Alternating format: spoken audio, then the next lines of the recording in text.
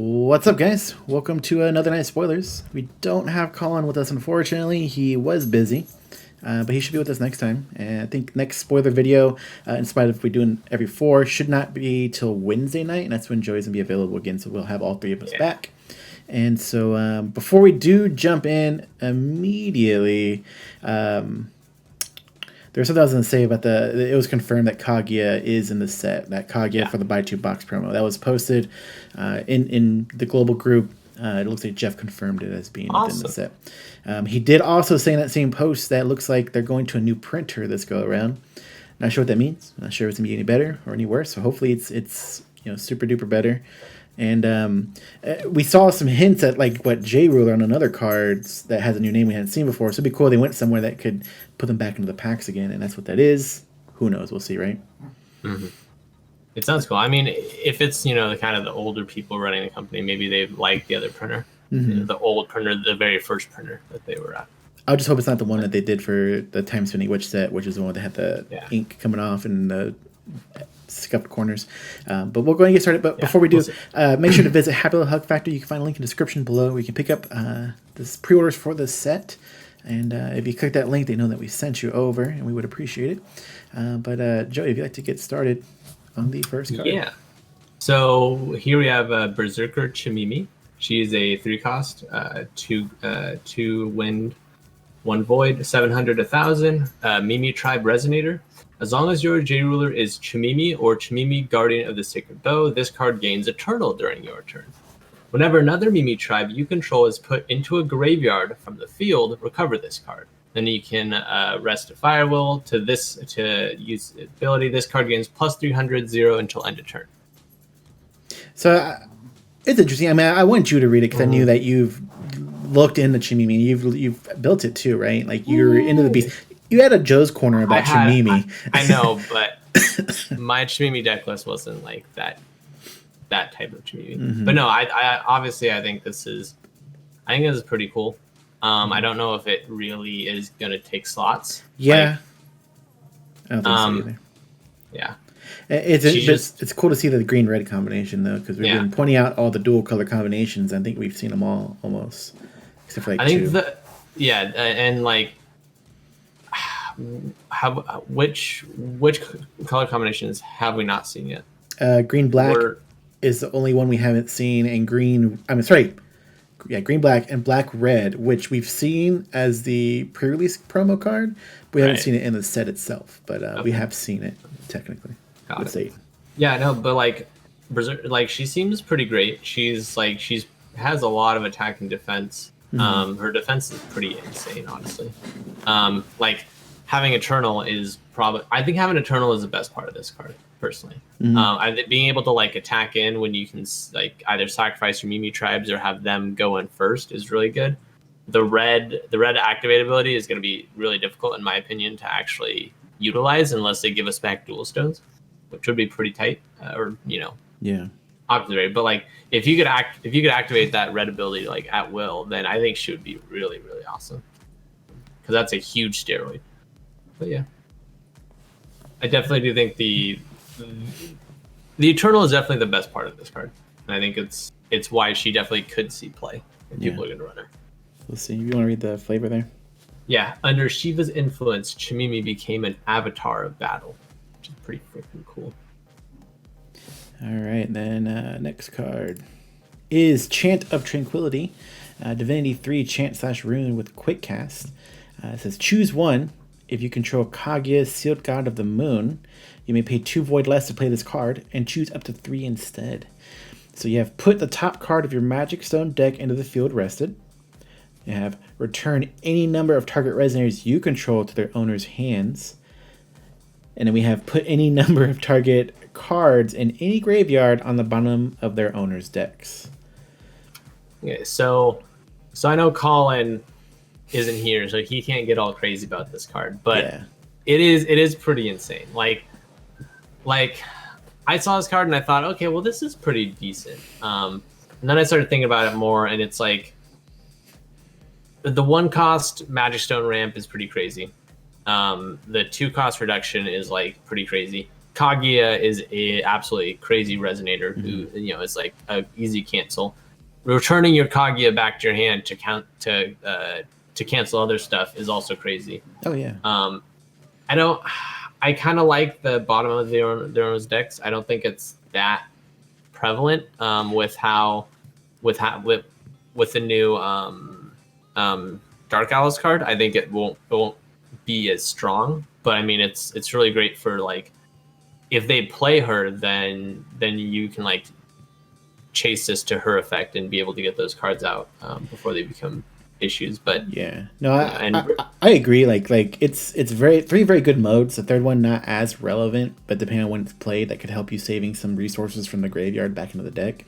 But the fact that if Kaguya is at rune 2, it's played for 2, and then this rune's played for 1 and gets you a stone and returns that Kaguya to hand. And returns Kaguya. Yeah, that's when it gets crazy. Like I'll even admit that's insane. Like when we saw this card, so originally we saw this the night before. It's actually spoiled because it was accidentally posted and the post was removed, but somebody screenshot it, and we couldn't see the edges. But it was pretty much we saw most of it. We just need to verify cost, which I was convinced was supposed to be 4 cost, but it ended up being 3. That would be nice.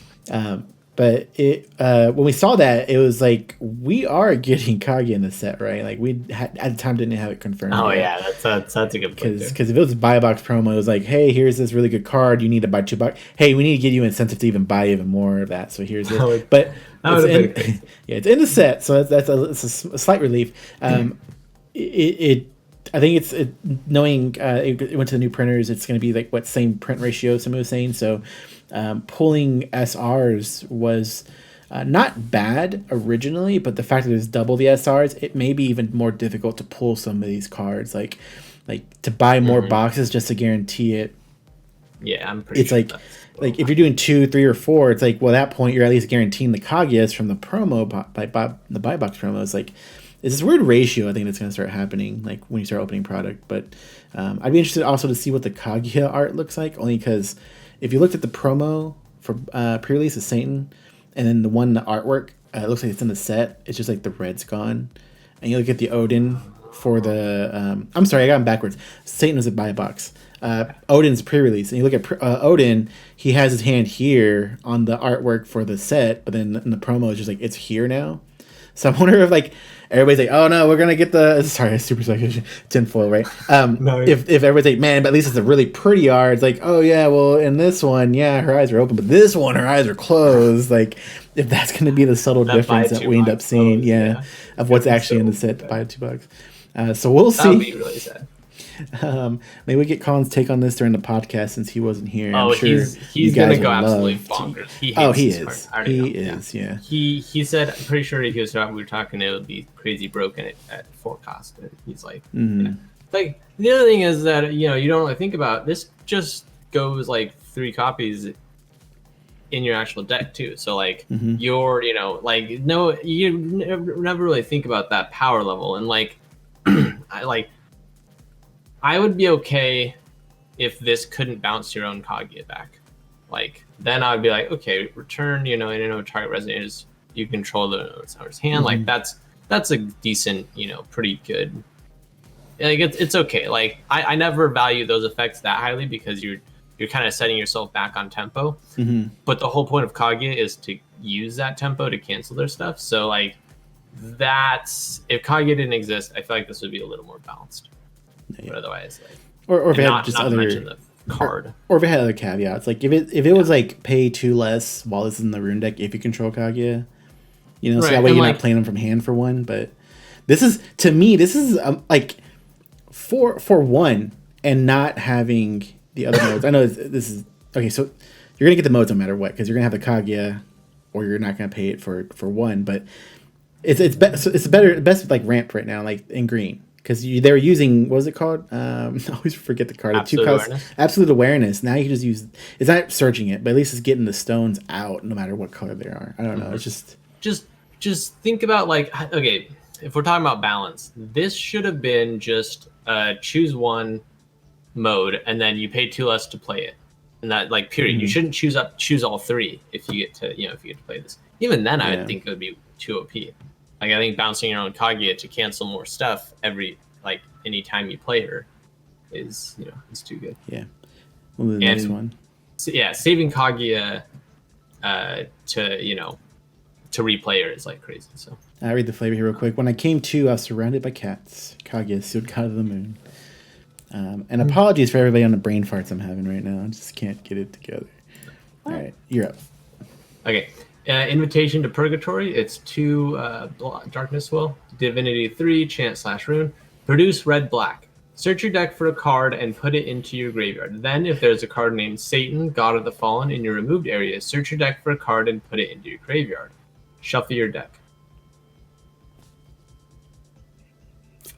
Okay, I read this earlier. It seems really good. It's really good. Yeah, it's like really good. Yeah, I think it's super good. Like, it'll make a little bit more sense when we get to the next card, so I'll explain it at that time. But the fact that you're paying 2 and searching, and Satan says on a search you can pay the black to remove them. So this is paying that black for you. This is pay black or red. Oh, so see, I don't remember Satan like enough. So he said, I don't remember all his text, but the beginning part is if you're searching your deck, you can pay a red or a black and remove this from game.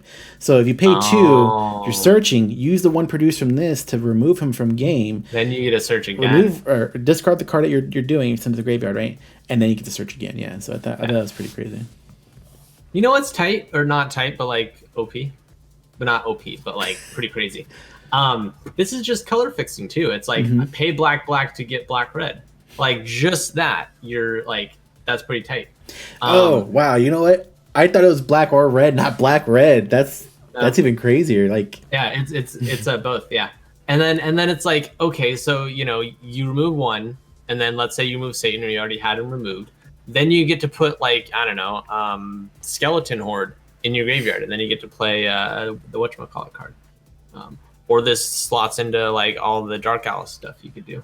It seems pretty awesome. Yeah, no, there was some people explaining like a turn 1/2 combo of like say this goes to Lars, so shout out to Lars. I don't think you're watching, but him and Sam were pinging this idea back and forth of like turn 1 you play like a resonator, turn 2 you play this, and damn it, I'm already messing this up. He searched out 2 humans. What were they? I think Jones. I'll just say Joan, for example. Yeah, I think it was Jones, because I think I started to spitball my own ideas.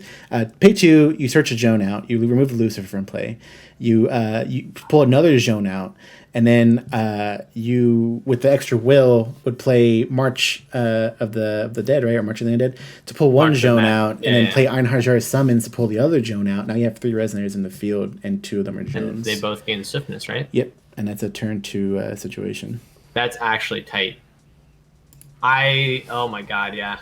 This is like with all the graveyard shenanigans that Force Will has introduced, like because we never had graveyard shenanigans, We had maybe like 1 or 2 things you could do in your graveyard. This is just like this whole set has been full of like crazy graveyard stuff. Yeah. But okay, next card. But there's more. Yeah. Oh wait, there's more. Next up is Sefirot, the Blueprint of Life. 1 cost black edition. Enter, choose Harvest or Corrupt. If you choose Harvest, draw a card. If you choose Corrupt, your opponent discards a card. Tap, banish this card, produce green or black. If you spend this will to play a Resonator, it cannot be canceled. Play this ability only if you control a card named Athenia, deity of harvest and corruption. Okay, that's pretty broken. So now we're seeing the green-black part. We still haven't seen Athenia, the harvest and deity of harvest and corruption. Harvest, that's true. Speculation, of course, people spitballing ideas, was in the global group saying it'd be interesting if her ability just says if you choose one or the other, just choose both. No. Then what's the point of this?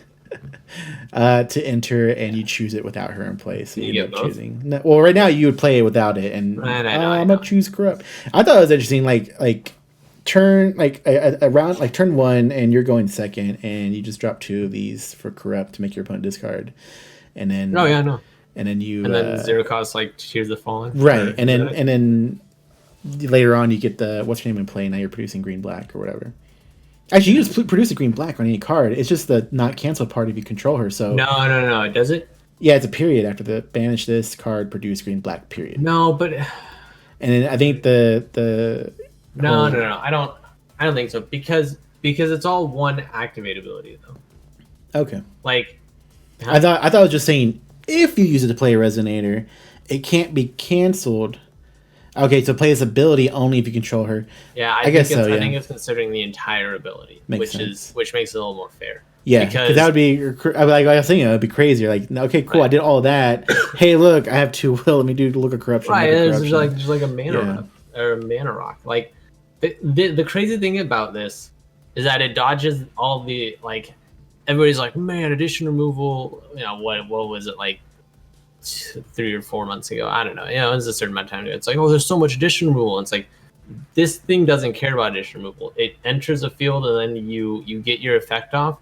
And then if they try and remove it, you just banish it, or eventually you'll just banish it anyways. It's exactly like Sacrificial Altar, where it's all instant speed, so addition removal doesn't matter. Yeah, and like they're both in black, which is frustrating. And that's where I'm like convinced that like it doesn't matter. It's like these will see plays would be good. Like, I certain decks, but we still need to see whatever it is that Athenia is going to be able to do. Yeah, I'm convinced she's a 2-cost. I'm pretty sure she would be the key that you'd take advantage of, not Joan. But we'll see what that ends up being. Ooh. I'm going to read this flavor here. The guideposts for life, the grave posts for death. That's kind of cool flavor. Yeah. Do you think she's going to be a human?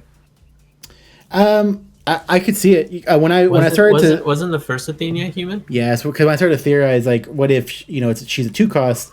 I was like, wait a minute, what was her last race? Her last race was a human. I was like, it could work. Now the humans would only be situational in Brunhild deck with Einhard summons, but if she's just period 2-cost, then she could at least be taking advantage with March of the Dead. Yeah. That's all we got. Ooh, this is so much shorter of a video with Colin Knight here. Just like, hold on, guys, hold on. What about a situation where these are the perfect cards in your hand, and it's going to happen 99% of the time. So you're never going to not see these cards, and you win the game turn 2. That's it. You just win it. I'm so over this. I was hoping for more Colin bashing, but Chant of Tranquility. I'll give him whatever his rant was going to be about it. I agree with it. I agree. This is a really strong card. I want to see what else Green's going to get. I don't know how super relevant it is just yet, or what else is going to come out later on. I do see black and white as being super good right now. I want to see more from red in that degree, but they just keep giving it to black. But we'll see. That's what I've been feeling too. It's all been black, green, and white. Like mainly white and black, but like Green's been getting some nice stuff too. Yeah. But we'll see what happens to all the other colors. It'd be fun to see at least more playability out of the other rulers so people can really have some fun with it. But power levels are definitely spiking up, and we'll see the direction everybody takes it in. Yep. And I think that's all we got for today. We'll see you guys later.